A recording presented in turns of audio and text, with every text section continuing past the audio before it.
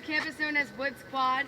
So for those of us who are students, this is now home to the College of Arts and Sciences. Right on behind me is going to be home to art and art history.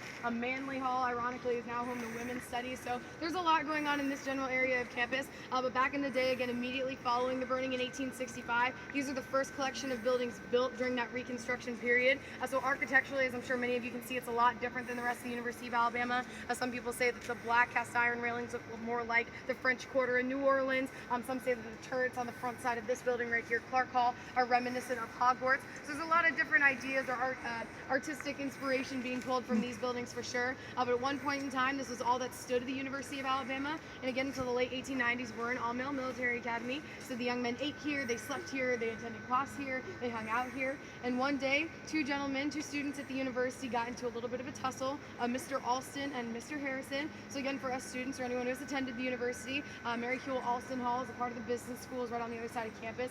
That woman is actually the grandmother of the man that we're referring to in this story. But Mr. Harrison and Mr. Alston got into a bit of an altercation. Mr. Alston made some remarks about Mr. Harrison's younger cousin, saying that he wasn't a good guy, that he wasn't really a friendly man at all.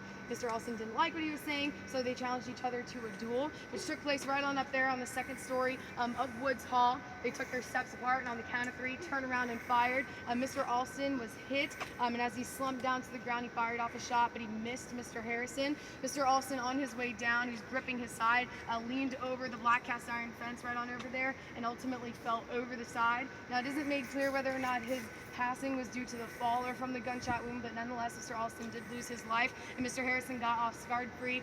He was able to continue going to school. He was not charged with murder. That was the last public duel on record in the state of Alabama. It was officially outlawed, as you like to say, immediately following that incident, of course, because there was a death related with it. But it is said that Mr. Alston's shadow does haunt these hallways. Again, students and faculty have reported walking through areas of cold. Again, there's cold spots that we affiliate with paranormal activity. Again, the opening and closing of doors and things like that would seem a little bit paranormal. But to even deepen the story, Mr. Alston was a member of Sigma Chi fraternity here at the University of Alabama. Mr. Harrison was a member of Delta Kappa Epsilon here at the University of Alabama. And those two organizations still have a bit of a tussle about that incident that happened many years ago. And then finally, another thing that is said to may or may not haunt this area of campus. A few years back, a female student climbed to the top of Woods Hall. She fell off, unfortunately, and on her way down hit a tree, so she didn't pass away, but she did sustain some serious injuries. Now, whether or not her fall had anything to do with an encounter paranormal is a little bit up for debate. She was a little bit unclear as to why she was up on the roof or what led her there. She could have been doing something else. We're not entirely sure, but it has been said that there is a man